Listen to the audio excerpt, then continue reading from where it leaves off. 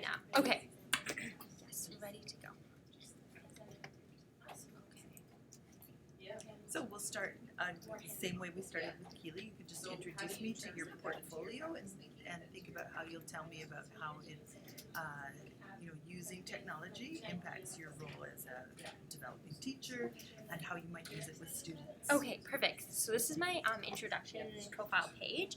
So throughout the semester, we've been adding different artifacts and different information about us that we would want teachers and other educators to see. So this is my introduction video. It's a few minutes long, so I won't play it, but it's just pretty much explaining why I wanted to become a teacher and my experience as a teacher and just what I hope that I will get out of this program. So that's something that we did at the start of the year. And then these are all of my portfolios. So we have developed these throughout the semester. And I will show you, this is just a collection of my badges. Yeah, this is just a collection of them. So the badges is what Jillian and I we were talking about. So we have Google Drive badges and YouTube badges, what other folios badges. So just for work on Google Drive and YouTube and folios and other kind of websites too. So we earn a badge for them, and it's really important to link it back to how we can use it in the classroom. So I'm going to show you. Actually, I'll just explain why I wanted to become a teacher. So I was a Girl Guide for 9 years. That's a pretty long time. And that enabled me to work with younger girls and to kind of run workshops and just be a leader to them and almost like a role model. So it kind of put me in a different position than I've ever been put in before. And I've also been babysitting and nannying for a very, very long time. So I love kids. And when I was young, I remember playing teacher with my little sister. I just always wanted to become a teacher. So I'm very, very excited to be in the program. And I feel like what we've learned over this semester in technology, it's really, really deepened my understanding for technology and how that can be used in the classroom. Because when I first came in, I was like, okay, technology, I know how to use social media, I can email, but I didn't know about Google Docs. I didn't really know anything about YouTube and how that can relate to the classroom. So definitely, I found that very interesting throughout the course. And I think that in the classroom, I will definitely use Google Docs, but for older grades and for younger grades, we can use apps on iPads and other kind of things like that. So, for example, last week, my peers and I, we went into a kindergarten classroom and we previously downloaded apps on an iPad, and we taught the kids how to kind of navigate through the app and to trace uppercase and lowercase letters, the ones that they've learned so far in class, and phonics, and just kind of exploring words that starts with specific letters. So I think they were learning A and O and U and T. So it was really interesting to see how, again, some of the kids who have been using iPads for a very long time was just flying through it, and then other children were super stuck.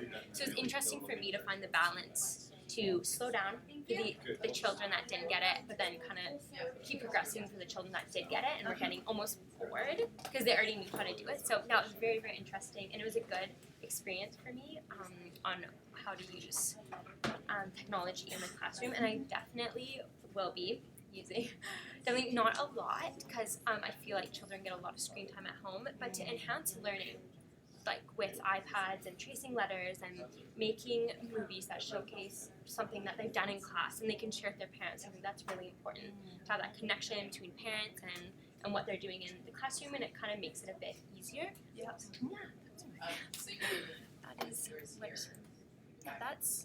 think about it for that question. Unless there's any questions about profile. So, is there something in your profile that you're really proud of that you'd like to show? Yeah, sure. I definitely want to show you my mini English unit plan. So, in this unit plan, I took 2 Indigenous legends. So, the Legend of the Raven, and I can't pronounce the name, but I think it's Tuxakuma and the Salmon Girl. Oh, see, can I see it? Is it? Yeah, I'll just quickly. There. That's the. And salmon woman, sorry. Yeah, and I wonder what language that is. I think it was from the Saanich Oh, okay. people, I believe. Yeah. Yeah, so I don't know how they do the T and the X together. Okay. Yeah, it doesn't occur in my language. Okay. Yeah. Okay, yeah, so I kind of wanted to challenge myself for this mini unit plan because prior to this I was focusing on kindergarten unit, or lesson plans, and I was like, okay, I want to do something for the intermediate children. So this is for grade 5 or 6. And throughout the unit they are looking at legends, comparing legends, making character sketches, and I can show you. And with handouts also. So I then did a character sketch handout, and then the flow of a legend handout. So that's just for the children to kind of understand what makes up a legend and how they can make one up themselves, because that's what the accumulating project was. But a challenge that I did have with this is I didn't want to culturally appropriate Indigenous traditions and legends, so I really made sure on the first lesson plan to, well, I'm hoping that they're going to have a background with Indigenous traditions kind of prior to this. But if not, I did a full lesson on just how legends, like how they're not, it's not that they're not real, it's how different tribes have explained things. So yeah, I really wanted to push that so we're not tokenizing their culture and stuff. So that was kind of a challenge that I had, but I'm glad that I did this so I can work through that and hopefully kind of make the kids understand fully what the legends mean and what traditions that they've come from. Did you develop this tool? No, not this one. I actually got that from one of our teachers, Pam Quigg. She also gave me a book afterwards because this was a project to do, and it's how to write a legend. So I haven't incorporated that yet, but I'm definitely going to. But these ones I made up. It's just describing the elements, the events, and what is similar about the stories. So I wanted them to see that they kind of tell a story, they can explain something that's happening, and that usually the main character is brave or kind of brave, and there's definitely an antagonist in the legend too. So I wanted them to see the similarities. So that was my first unit plan, and then I also did Annika. Okay, she's in the music. Well, in Indigenous music curriculum, I believe. Yeah, so she came to talk to our class, and she wrote a paper. So I just responded to that, and the paper was about the new curriculum and how we can get Indigenous music lessons and other things into it, and it also. Like what I wrote here, it took it from a tokenistic to an integrated lesson planning unit. So I found it really interesting that instead of just having one, maybe traditional music lesson, that was it. You can also connect it to social studies. So then the students can kind of figure out what it relates to and where it came from. And this is just my response to it, and I found it really interesting too to see how it was developed and how she sees it as it's being developed. And I also thought it was interesting that they really are pushing for more Indigenous and First Peoples music in music class. So I thought that was very, very interesting, because I remember in elementary school we didn't learn about that, I don't think, ever. I grew up in North Vancouver, so I don't know if it's a bit different, but I never learned about that. So I think that'd be really interesting to learn about and to connect it to other courses too, and other classes. Yeah, so those are the two that I wanted to show you, and then I'm pretty proud of. So, So, you know, the new curriculum, one of the foundations is infusion of Indigenous content and pedagogy. Do you feel like you're getting the tools to do that? I do. That is actually something that Dr. Press talked about, and about how in music, like, it would be wonderful if we could all have the traditional drums or traditional instruments, but it's not always available to classes. So we did talk about getting people in from, getting maybe chiefs in, or getting different people in from the Indigenous community to help kind of lead that lesson. So I do think that we are getting a lot of information on how to really incorporate it into our, even though we may not have the materials and the, like the materialistic drums and stuff, but we do have other options for getting traditional and. So a question for both of you is, I'm assuming that both of you came through high school at the time where you needed a graduation portfolio. Is that true? Yeah. Oh, so you missed that. Yeah, I Okay. think it's a little bit different in the Yukon with like experiences and like right. yeah.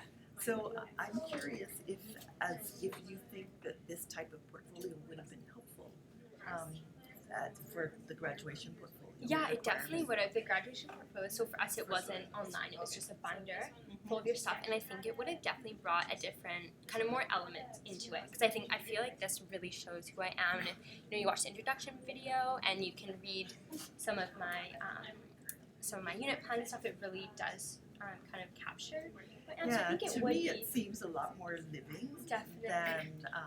than a binder full of documents. Exactly. And even though I have some of the same, so I have my resume, I remember, and some pictures about about my family and I going to the Dominican Republic and Mexico and teaching children in, this was an all-girls school. So yeah, and this is stuff that I had in my graduation portfolio too, but I feel like this is more real too, and you can see it and then you can read about it, and I definitely do wish that we had something like this for sure. So Keely, do you have any questions? Jillian? I just have a question about like the Dr. Press, and I found that like a lot of people in our class had a completely different view on it than me. Like I was so surprised that a lot of the resources aren't available. Like in the Yukon, like I grew up, like we learned how to do native dances, we had native drumming, I did a sweat in high school. Like I've had so many like experiences with like First Nations culture and having that integrated in my education, like all through growing up, like even in like a Catholic school and things like that. So I was just wondering if like through your elementary and high school, if you actually had like any sort of integration of that in your curriculum. Not really, which is surprising because there's about 3 different reservations that's around North Vancouver, and there's also the Squamish Nation, which is very close, and I know the chief of the Squamish Nation, and I know that I'm pretty sure in Squamish he goes around to schools, but it would have been interesting to have it in North Vancouver, and definitely throughout elementary school. I honestly don't remember any Indigenous. Actually, I do remember learning about. I just remember in social studies learning about different kind of Indigenous tribes that would be on the prairies or that would be around here. So it's very simple, very, very basic. And throughout high school, we did have First Nations Week, and that was so interesting. So my high school is very much, there's a lot of Indigenous students in there, so we have a big totem pole in the middle of our high school. It's beautiful. And and in First Nations Week, we all cooked bannock, we all, we had a big assembly, and we just learned kind of a deeper understanding of it, but we didn't learn about residential schools in grade 12, and I remember talking to one of my friends who lived in Brennan, and she's like, yeah, it was very hard for me, blah, blah, blah, and I was like, what? I didn't learn about that, and I don't know why, and I found that so surprising that we have such a strong Indigenous population in our school, and we did not learn about that. Something I did forget to mention is in grade 4 we went to the Big House, and that's in Squamish, and so you stay in a big house for 2 nights, and it's so wonderful. There is a ceremony, and I'm not sure if he was a chief or I'm not sure what, but he had a naming ceremony. We made bannock. We slept in the big house. That was really, I forgot about that experience, but it was very, very interesting. So. Yeah, but it sounds like it was not integrated all the time. It was like Definitely events. not. Events. Yeah, which is kind of which is so sad. Something you hit on that I think is really important for both of you to think about as teachers is so essential to start with the location where you're at. Yes. So being in North Van, one would expect that you would engage with the Squamish Nation and the Burrard Nation and the Tsleil-Waututh, and in Victoria that we would start with the Wet'suwet'en and the Songhees and the Esquimalt, because that's whose lands we're residing on. So just integrating that acknowledgement, I think, is something simple that teachers can do. Start paying attention to. who are the nations? Yeah, and definitely coming here, I know a lot of our teachers start off the year with, I want to acknowledge we are on, I forgot whose land that we're on, they acknowledge that, and in North Vancouver never was there an acknowledgement of that, and and I didn't really realize that until I came here. We're doing so many things that, could be doing better. Well, this was really interesting Thank for you me. so I'm really much. glad I had the opportunity to Thank do you this. so much. And, all the best as you Yeah, take thank this you. into your practice. And I really hope that this kind of format becomes the way that grade 12 students get to do their portfolios. I'm working with a grandson right now who is doing the binder and the paper thing. Yeah, You know? exactly. It's just not the same to have this. And and it also develops your skills, which is such a smart building idea. it as you go. I think this could be the foundation for, it will change and grow as you move along. Yeah, well, thank you so much for listening to us. Yeah, really nice to meet both of Thank you. you. Yeah, so nice to meet you. Thank you. Okay, I'm gonna try to. And make sure you save your recording. Thank you. Okay. Lots of different things, not just courses, and actually it was really both of them were thinking about How do you get to the little? how do I incorporate some Where are you going? Where? Dr. Hopper. right? Yeah. Just even they're both Oh, there. first and second.